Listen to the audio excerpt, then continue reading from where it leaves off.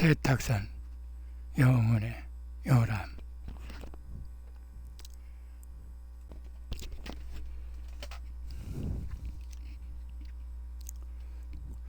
몽마르트로 언덕에 자리한 낡은 스튜디오 건물. 세탁소는 19세기 말에서 20세기 초엽에 피카소, 막스 자코, 모딜리아니, 키슬링 등의 무명 아티스트들이 기거하면서 작품 활동을 하던 남루한 족방집이다. 그런데 그 모습이 바르 세느강에서 파리지안들의 그 세탁물을 빨래해주던 그 낡은 세탁선과 닮았다 해서 전이 수인 막스 자콥이 즉흥적 냉소적으로 세탁선 바토 라부아르로 명명했다. 브리타니 바닷가 출신의 유대인 막스 자콥은 일찍이 파리로 상경해 1917년 서사 시집 주사위를 담은 컵을 발간해 큰 주목을 끌면서 일약 파리의 명사가 되었다.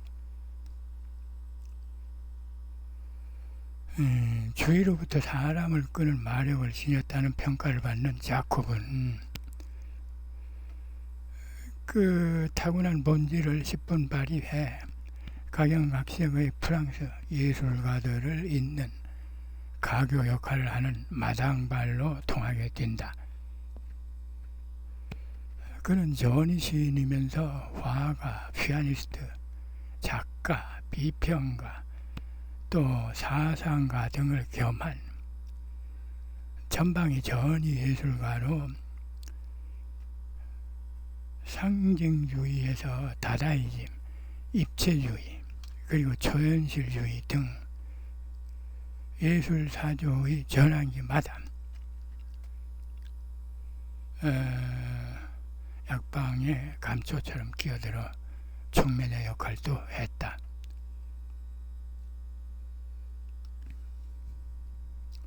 잘 있거라 달걀 같은 내 신비의 강물, 잘 있거라 산, 잘 있거라 순수한 나무들. 나의 수도는 파리가 아니라 너희들. 시 출발 중에서 그녀의 하얀 팔이 내 지평선의 전부다. 시 지평선 전문.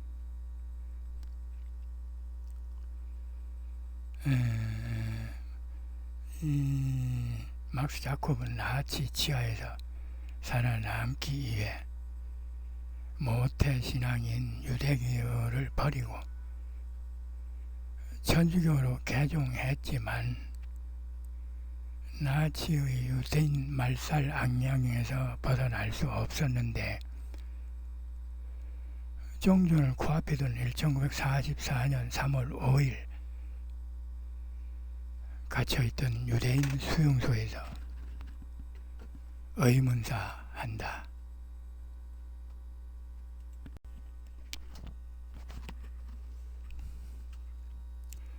파리 몽마르트르 라비앙 13번지에 위치한 세탁소는 주로 언더그라운드 예술가들이 거처로 이용하던 허름한 누옥이었다.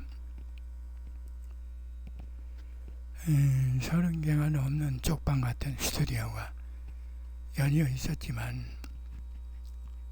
화장실과 수도는 하나뿐이라 열악하기 짝이 없었다. 귀틀이 틀어져 비걱거리는 문에 피카소는 시인들의 아지트라고 간판을 써붙여 오가는 이들의 냉소를 자아낸다. 뒷길은 앞상뜨개의 황제로 군림하던 발라동의 사생하여 신비로운 페인터 모리스 위트릴로가 자주 출몰했다. 위트릴로는 물랑루즈에서 모들리아니 등 일단의 마이너리티 예술가들과 같이 출발해 레데물랭 카페와 르피커리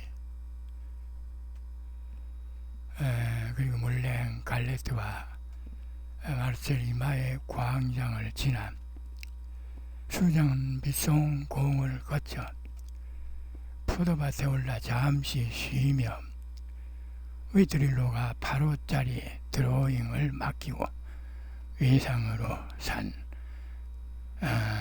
앞상트로 모두들 목을 축인 뒤 라팽아질의 동도에 철진한 샹송을 중얼거리며 가증스럽기만 한 세상과 자신에게 시비를 건다.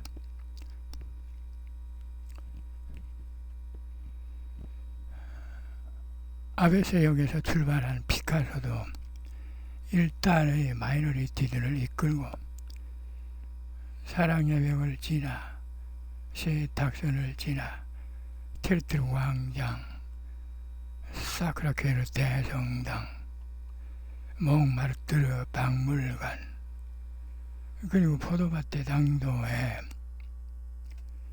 10호짜리 오일 컬러 초상 한 장 맡기고 예상으로 구입한 포도주 한 병으로 모두들 목을 축이고 라팽아질에 우르르 몰려들었다.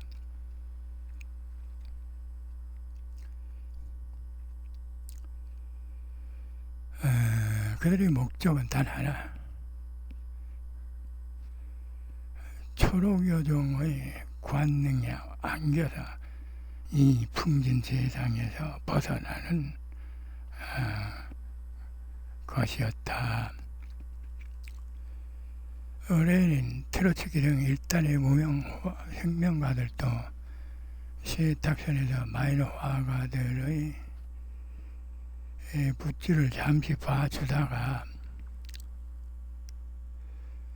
이내 실증을 내고 파리에서 최초로 문을 열었던 관록의 카페 프로코프로 몰려가서 마르크 스통지와 무정부주의와 공산당 선언을 안주삼아 열변들을 토했다.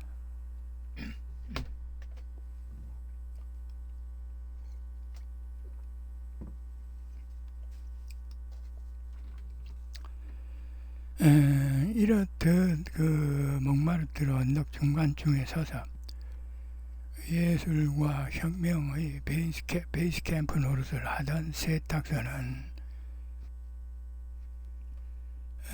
퐁타벤파의 막심 모프라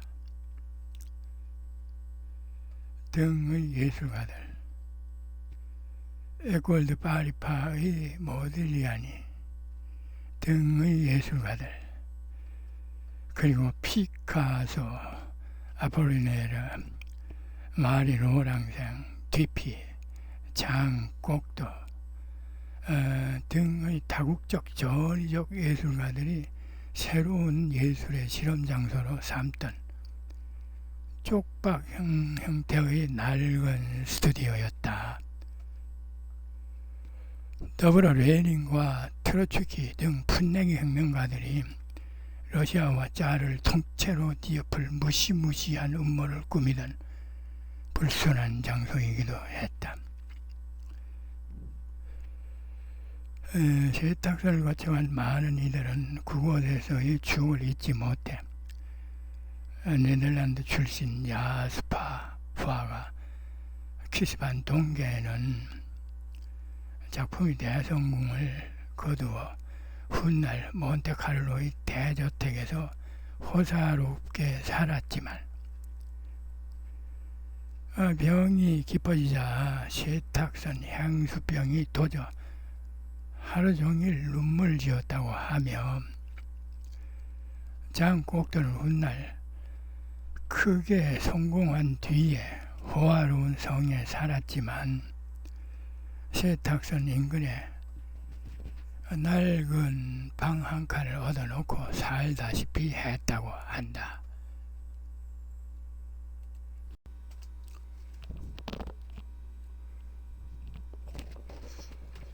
에, 36살의 여자는 모들리아니도 생전에 언덕 꼭대기의 자신의 작업실 마키에서 수시로 세탁선에 내려와 살다시피 하면서 피카소, 장 꼭도, 키슬링 등과 압생트로 유토피아를 만들곤 했다. 더불어 카페 종업원, 악사, 노점상, 장녀, 정체불명자, 정신병자, 시간강사 이런 다양한 인간 군상들도 싼 임차료 탓에 곰팡이에 나는 그 누옥에 모여들었다.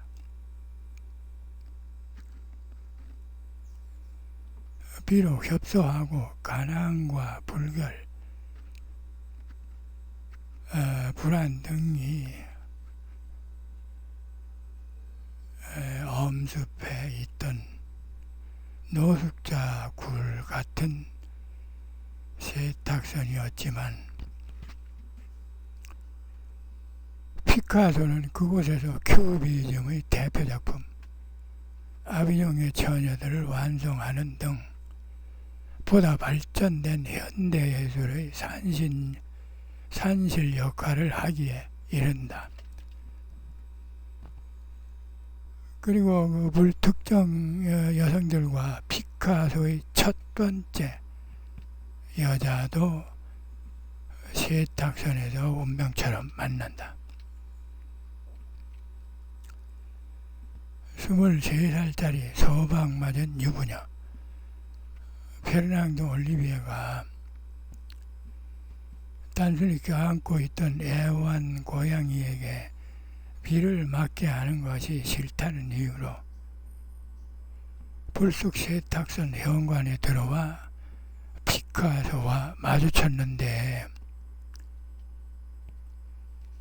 이때 피카소의 눈빛은 일거의 청색시대의 종말을 구하고 있었다. 올리비에의 이국적 풍만한 관능에 피카소의 눈빛은 이글 태양처럼 타올랐고 그 불타는 정열로 장밋빛 시대를 활짝 열어젖혔다.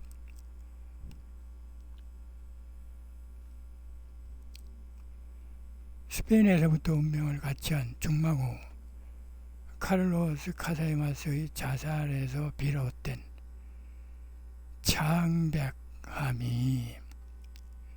올리비에의 탐스런 관능으로 단숨에 전환된다.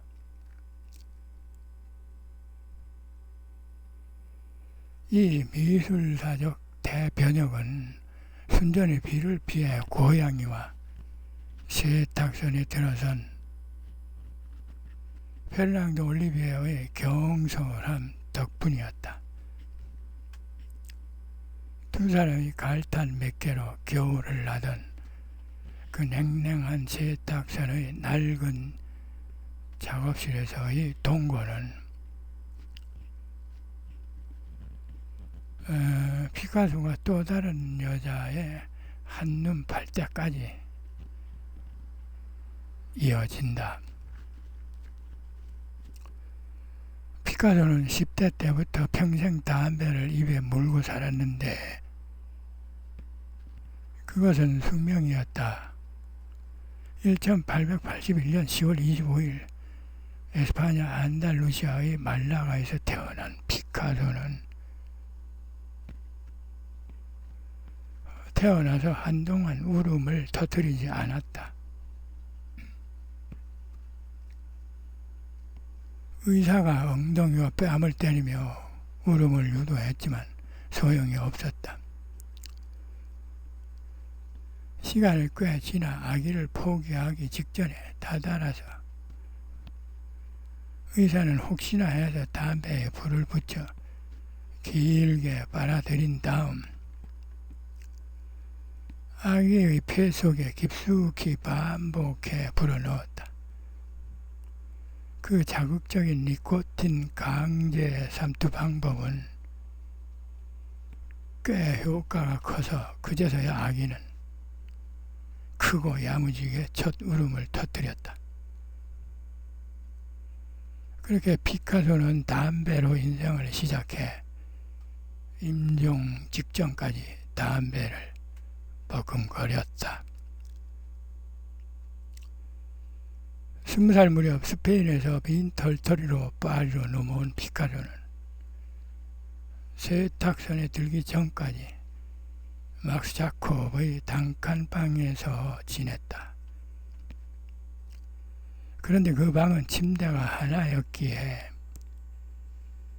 헤테로섹수얼이던 피카소는 운명처럼 동성애자이던 자콥과 호모섹수얼을 경험하게 된다. 그러나 피카소는 천성적으로 이성애주의자였기에 세탁선으로 거처를 옮기면서 그 일생일대의 동성애는 일과성으로 막을 내린다.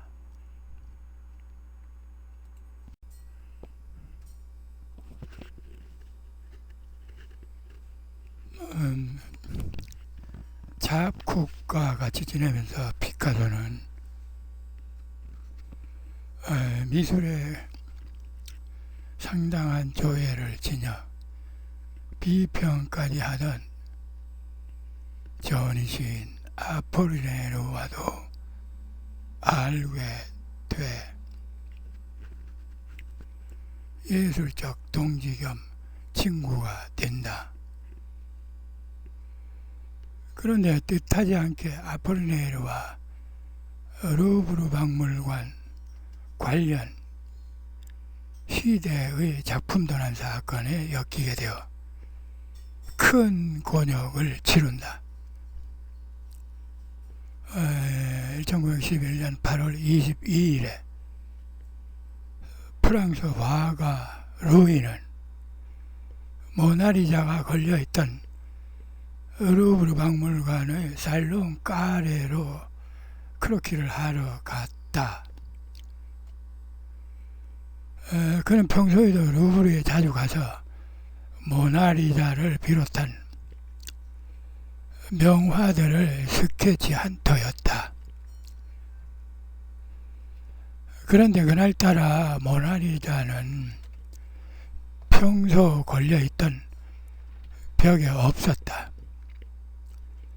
놀란 루이는 곧바로 관리자에게 작품 부재를 알렸고 도난 사실을 까맣게 모르고 있던 루브르 미술관은 그제서야 부랴부랴 1000여 개에 달하는 루브르 전시실을 모조리 수색하며 야단 법석을 떤다.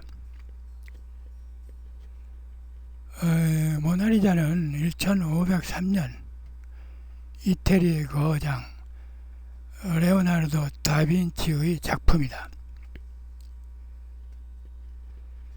이탈리아 피렌체 부호인 프란체스코 델 조콘다의 애첩 리자 게라르디니를 그린 초상화로 중세 이태리 미술의 대표작이며 세계적 걸작이다. 모나리자가 박물관에 없다는 것을 알아챈 루브르는 허둥지둥 도난 사실을 대내외에 공표하고 현상금 5만 프랑을 내건다. 자체 조사에서 선대의 이베리아의 조각품들도 동시에 사라진 사실을 또 확인한다.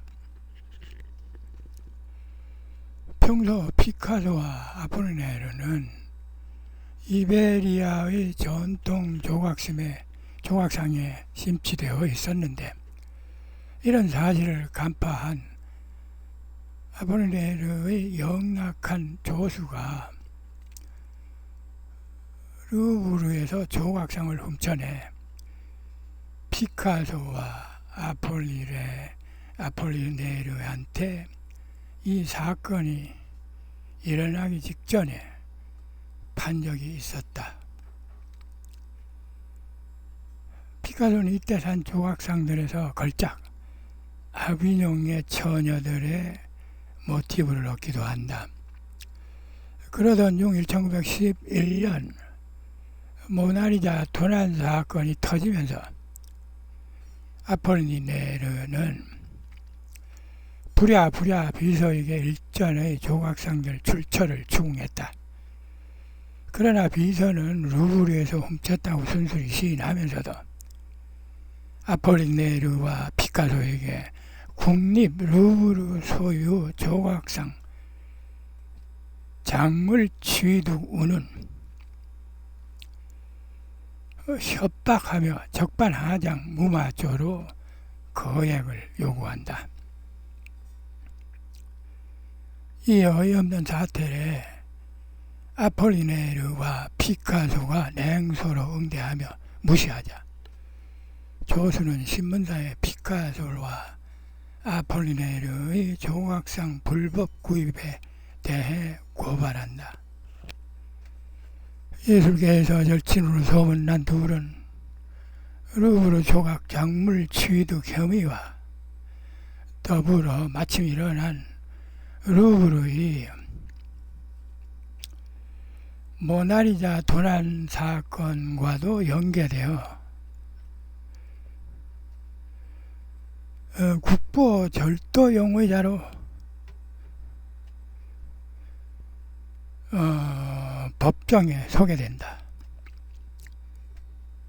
이때 법정에서 일어난 유명한 일화 한 토막 재판관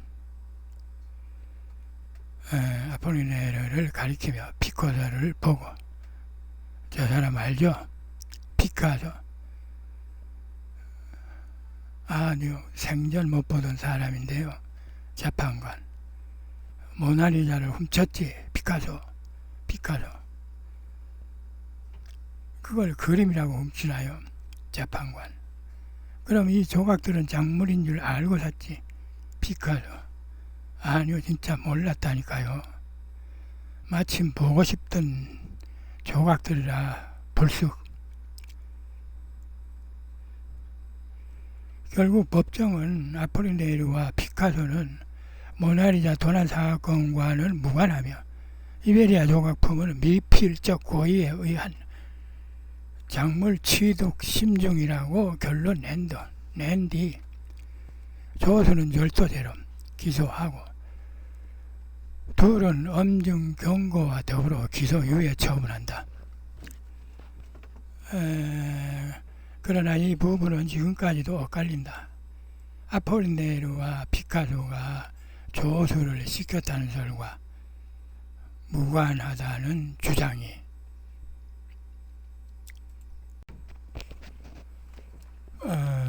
한편 모나리자 도난 사건 후 2년이 지나도록 작품 회수가 요원하자 루브르 박물관은 모나리자 되찾기를 포기하고 전시장 그 자리에는 라파엘로의 초상화 작품으로 대체한다. 그런데 뜻밖에도 5일 1913년 모나리자를 엉겁결에 찾는다. 이탈리아 피렌체의 미술상이었던 알프레도 게리는 레오나르도라는 정체불명의 사내로부터 내가 모나리자를 가지고 있다, 조건이 맞으면 돌려줄 수 있다 라는 메모와 거액의 작품값을 요구하는 내용의 편지를 받는다. 게리는 평소 잘 알던 피렌체 우피치 미술관 관장이었던 지오바니니 포지에게 자초지종을 설명하고 경찰에 알린 뒤 이윽고 삼자는 대면하게 이른다. 여기서 레오나르도가 가지고 온 그림이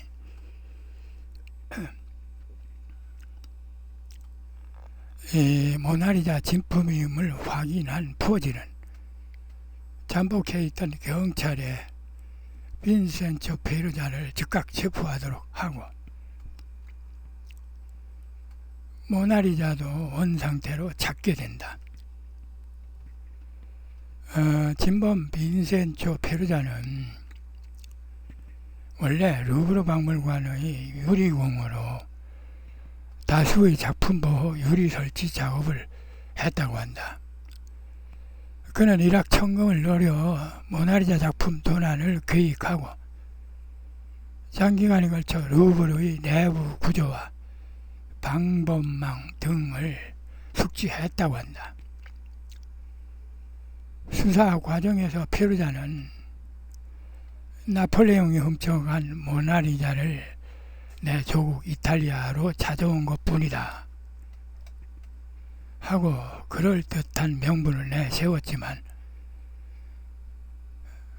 그러나 실은 다빈치가 모나리자를 제 손으로 들고 프랑스로 가지고 왔다는 사실을 모르는 한낱 수전노에 불과했다.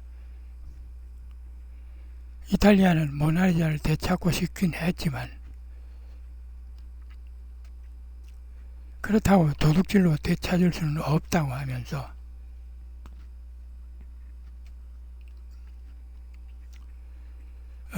프랑스로 돌려주기로 한다. 프랑스는 모나리자의 재반출을 공식 허락한 이탈리아에 대한 감사의 표시로 피렌체 우피치 미술관 등에서 한동안 전시를 허락했고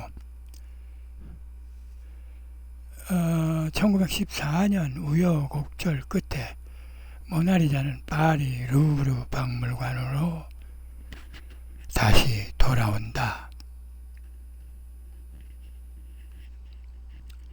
물랑루즈에서 테르트르 광장으로 오르는 계단은 가파르고 촘촘하다.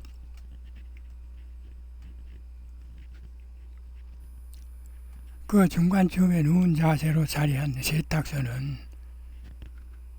더 오를 수도 있고 다시 내려갈 수도 있는 딱 중간 지점, 그러니까 예술가들의 운명점 같은 곳이다. 막심 오프라, 모딜리아니, 피카소, 아폴리네르, 로랑생 등은 세탁선에서 테르트르 광장으로 오른 다음 인류의 숨기는 문명으로 성큼 올라선다. 역으로 무수한 사상가, 예술가, 얼치기 군상들은 역기능적 반문명의 누명을 쓰고 세탁선 아래로 쫓겨나 클리시가의 안개 속으로 정처 없이 사라져갔다. 차츰 장국도 아폴리네르 등이 1차 대전에 참전하고 피카소, 마티스, 모딜리아니 등의 많은 예술가들과 트로츠키와 레닌 부부 등의 혁명가들은 몽마르트르의 비싼 집세와 가파른 언덕길에 질려 평평한 몽파르나스의 로통드 카페 주변으로 우르르 몰려간다.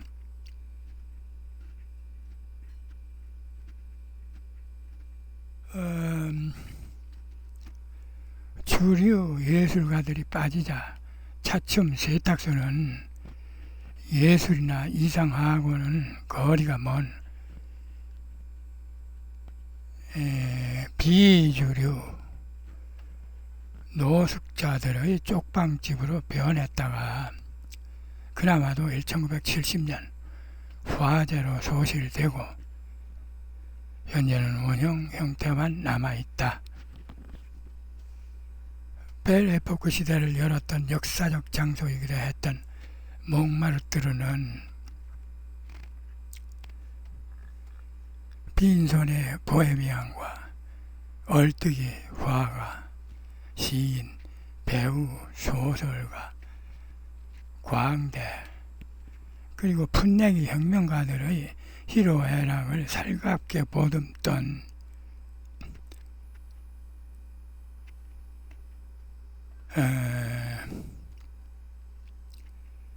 미우주의 고향이었으며 사유의 아지트였으며 이데아였다. 몽마르트르 언덕은 20세기에는 공산주의와 예술의 성지가 되어 세계 도처로부터 수많은 혁명 지망생들과 예술 지망생들이 미리네의 성운처럼 끊임없이 밀려오고 밀려갔는데 21세기가 도래하자 신자유주의에 속절없이 함락되고 만다.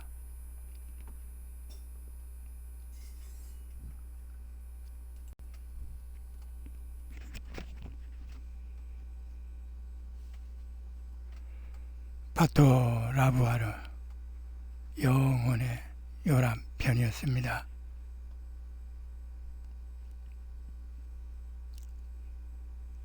감사합니다.